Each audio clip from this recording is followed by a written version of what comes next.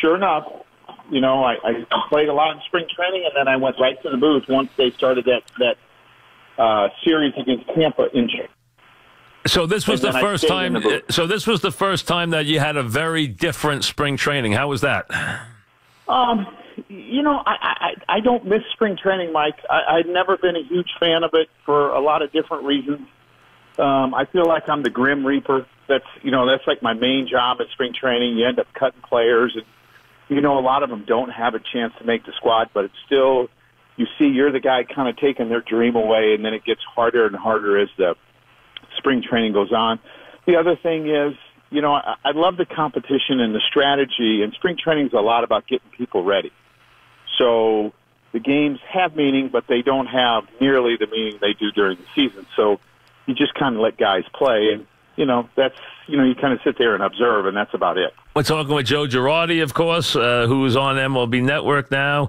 Joe, everyone has you as the guy in waiting that everyone's going to rush to, and we're going to call you up and offer you jobs. You're going to have a job whenever you want. Do you look to go right back into managing? Is it something that you are thinking about, or are you going to let things kind of see how they play out? No, I'm looking to go back. I mean, obviously you have to wait because we're in the middle of the season, and I don't expect anything to happen now. But, right. I'm looking to go back. I am going to have the pleasure of managing a little bit this summer when Raul Ibanez and I are managing our kids, so that should be enjoyable. Oh, good. But, how old is your son now? He's a sophomore. So is he? He's probably a good, because I can tell you he's a good player because I watched you on the field so many times when I did remotes at the stadium, and you were out there religiously since he was a little boy working with him, and year after year I saw him, and he got better and better, and you saw him hit, and you were out there with him almost every day during the season doing that. Yeah, he's had a good sophomore season. They're continuing on, which is ironic. What's his position? He plays short and second. Okay. We knocked out Westminster Christian yesterday, who Raul's son plays for. Oh, Raul right. helps coach. So we move on and we play. They play on Tuesday. So I'll get a chance to watch that, and this has been very enjoyable. That's great. So is he a guy who is he a prospect? Is someone who's got a future in baseball? Oh, I think so. Colleges have started to become really interested in him, some big-time schools. So we're helping him navigate through that because he's only a sophomore. And back in the day when I was recruited, I signed June of my senior year. Now kids commit so early. Wow. It's hard to believe. So we're trying to help him navigate through this a little bit. That's terrific. We're talking with ex-Yankee manager and obviously player Joe Girardi. You'll see him on MLB Network. That's where he appears, and he is going to be back where he belongs, which is managing. Joe, when you step back from this, when you get used to doing something as long as you did it, how long did it take you to kind of break the ritual? You spend so much time thinking about your team day in, day out over the whole 365 days a year for a full decade. I mean, it must have taken you a little while.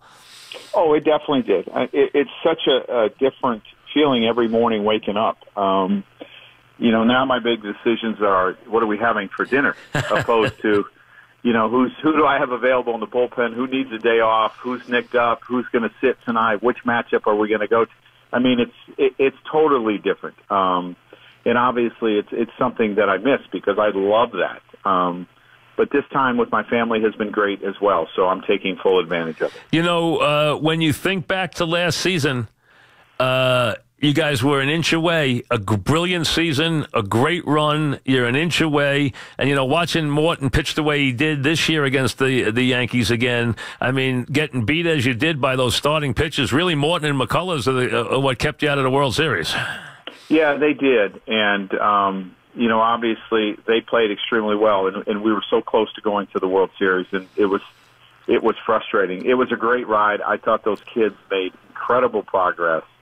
And, when I look at them this year, I think they're the team to beat. I really do. And I'm not saying that because they won 17 out of 18, but everyone talks about how good, their bullpen is and how great the offense is. The starting rotation was number 2 in the American League last year. The starting rotation this year is number 2. And I think those guys are probably not talked about enough. And I think they've gotten better. I think Sevy has learned. I think that Jordan Montgomery has learned. Now you have Domingo Germán. The bullpen is great. And obviously you think about the offensive additions. I think they're the team to beat. I don't disagree. I think and the length of the lineup is unbelievable. And then you add the kids at the bottom. I mean, we talked about Torres a lot last year. Nobody ever said anything bad about Torres. Everybody, whether it was you, whether it was a scout, whether it was anyone, everyone said, "Oh, no question, he's the best. He's gonna." And he has come up, and it's like he came from a higher league. The guy's unbelievable. You can watch players, how they handle themselves in spring training, and get an idea who's ready to play and how they're going to match up when they get there. And sometimes you'll get fooled, and sometimes you'll see guys just aren't mentally ready. The physical tools are there, but you could see they were both. The physical and mental tools were there. He was very mature beyond his years. He was confident, had no fear of putting him anywhere in the infield, second, short, or third. And he's done a great job, and he's just going to get better. I mean, he's going to get better and better. Joe, tell me this, because this is puzzling a little bit to me that he can do this. Why has CC Sabathia been able to make a transition that so many pitchers can't make? I mean, we know he's got talent. We know he's got makeup. That's part of why he was a star pitcher. But why has he taken to throwing the cutter as well as he has and adjusting to life after the big fastball? Why has it gotten so good for him? Well, I think it's the competitiveness inside of himself, that he won't allow himself to fail, and he's going to do whatever it takes to change and to figure out what I need to be successful. And he's not quite the workhorse he once was, and it took him a little time to understand that and get through that. He needs to pitch a little bit different. He doesn't have that 98 to go to, but he figured it out because he was determined. And I've always said, you have one guy, one game to win.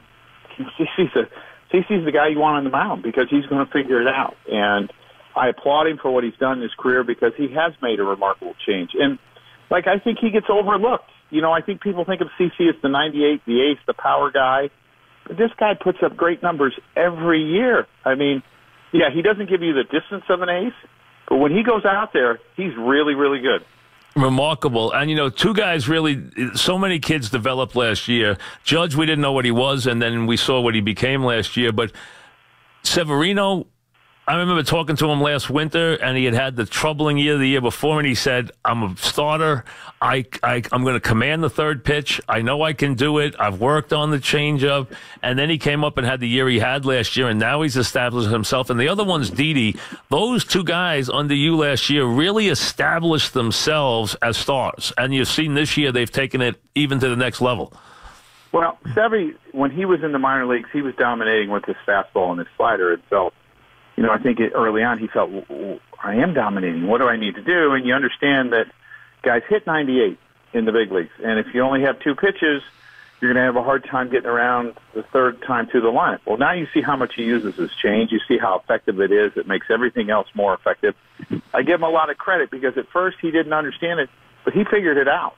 And he's a bona fide ace. I agree. He is because he's going to give you 7 or 8 innings every time he goes out. He's like what CC used to do, and he's got always something left in the tank at the end of the game, which I think a true ace has to have. He has that, and he's very strong. He's gifted athletically, so I think he's an ace. Didi, I think it was Didi getting comfortable with coming to New York, not looking over his shoulder every time that he made a mistake. I think he had to do some other places because they had other shortstops. And truly just working his tail end off to be a complete player, not only to hit right-handers, but to figure out how to hit left-handers. And he did that. And does it surprise you that he's become this good? No, it doesn't, because I think when you see guys like CC and Judge and Stanton and all these Sanchez, you don't really realize how big Didi is. Didi's a big guy, and he's 6'2", 6'3". When you think about shortstops, we always think of little guys. He's not. Great bat speed, great power, fits that ballpark perfectly, and figured out how to hit left-handers. And what I'm most, proud of watching Didi is the leader that he's become. To me, he's the leader on the field of of the New York Yankees. And he started to really step up the second half of last year, and he's done an amazing job. What surprised you about last year's team? I mean, last year, clearly you arrived ahead of schedule. No one expected it. Everything came together, the kids, Judge, the whole thing. I mean, was it Judge and the amazing year? I mean, I remember right before spring training, you said, we have to make a decision. We haven't decided whether we're going to, it'll be him or it won't be him. You might have known it was going to be him, but you hadn't said it yet. But then he turns around and has this amazing year. Yeah, I think he and Chad Green were probably the two biggest surprises, because we felt like we had something in Judge, but because of the struggles he had the year before, we weren't sure that he was quite ready. And that, Larry had envisioned Chad Green as a bullpen guy and said he will be dominant as a bullpen guy, and had a great vision with that. And the two of those guys really changed the complexion of our team in a lot of ways, because of the production you got from Judge and how we were able to lengthen our bullpen in short games because of Chad Green.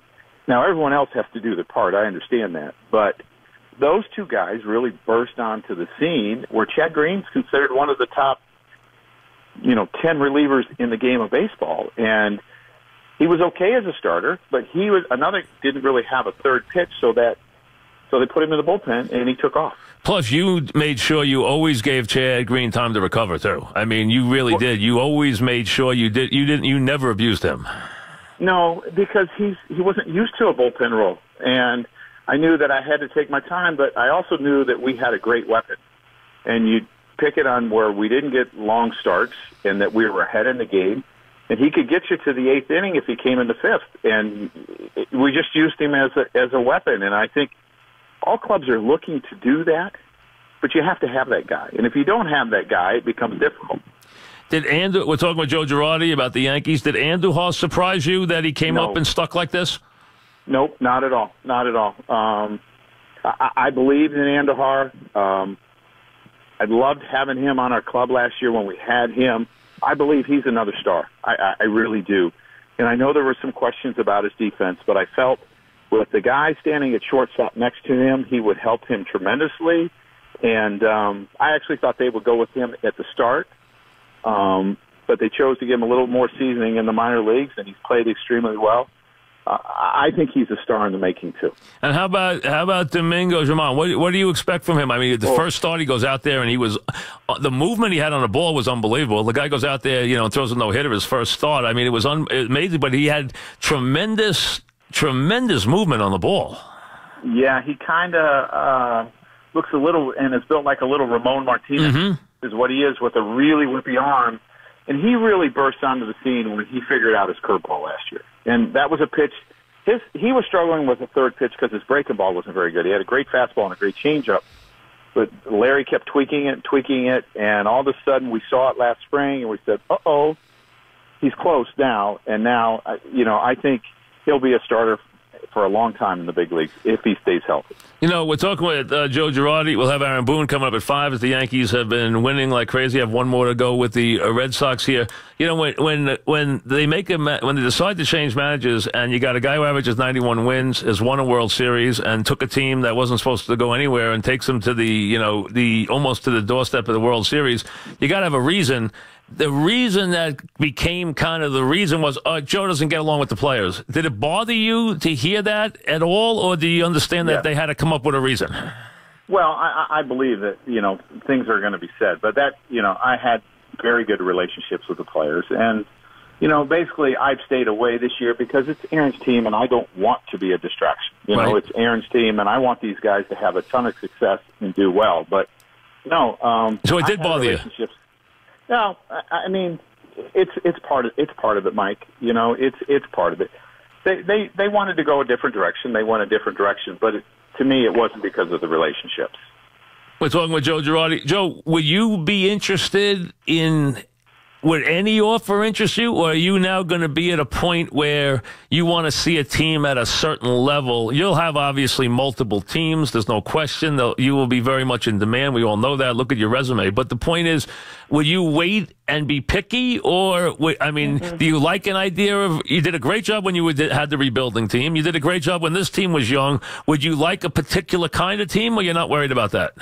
No, I'm not worried about that because I love what I do. And again, I love the relationships and I love the competition and I love the strategy of the game. And you're always going to be on clubs that are, they might be a year away or they could be totally rebuilding. I'm okay with anything just because I love what I do. And, a manager is not always going to be tight with every player. I mean, to me, that's hard because you have to make tough decisions, and sometimes players aren't going to necessarily love their role, but, your job is to put them in the best situation to be successful. And I love figuring that type of stuff out. How do I get this guy to grow?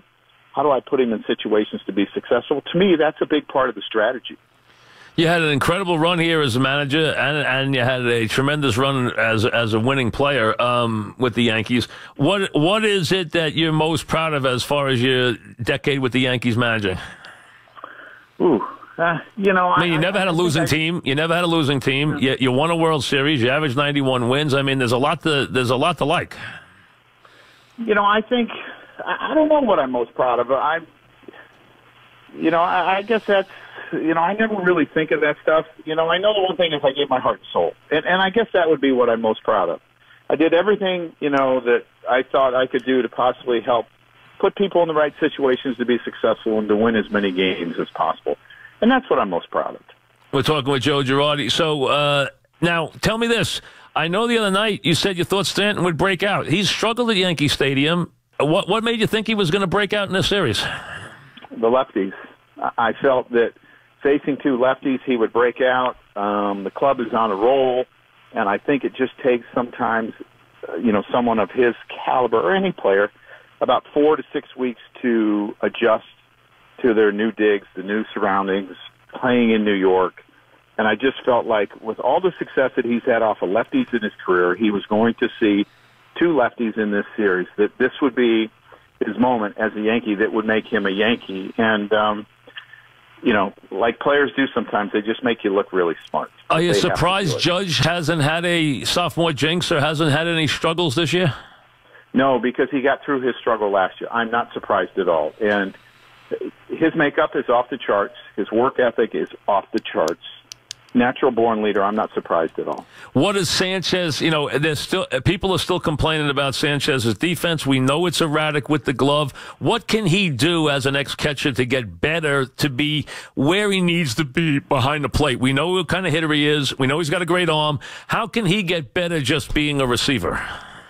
It's just continuing to working on it 5 or 6 days a week. And I know it's a fatiguing job, and it takes it takes time, and there's a lot of effort in preparing for games.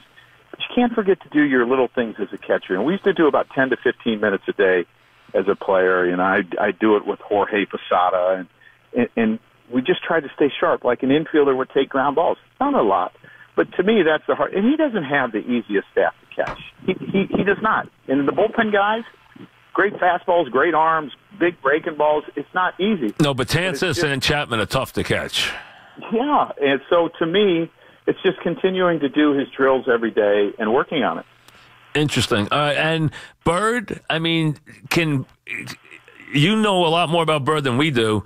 We know how talented he is. We saw it late last year again. Can he stay healthy, this guy? Or is it? What do you see when you think about Bird? If he could just stay healthy. I mean, it's another young player that's really, really good. And I think that he'll get through this, and hopefully, they're through all those ankle and foot problems. And it's another huge bat. I mean, think about the home run he hit off of Andrew Miller. How many people do that to Andrew Miller? I mean, I feel for this kid because he's been hurt a lot. But maybe this is it. Maybe he's going to get through it, and if he does, it's a plus weapon, another plus weapon for the Yankees. Thanks for coming on today, Joe. Very much. Enjoy it. Good luck the rest of the way. We'll talk to you again, but thanks very much. I always appreciate you coming on. Thank you. Hey, and welcome back to Thank you, Joe. You're doing what you love to do. Thank you. Great. Thanks very much, Joe. Be well. All right, Joe Girardi. Take a quick break. Remember, Aaron Boone coming up at 5.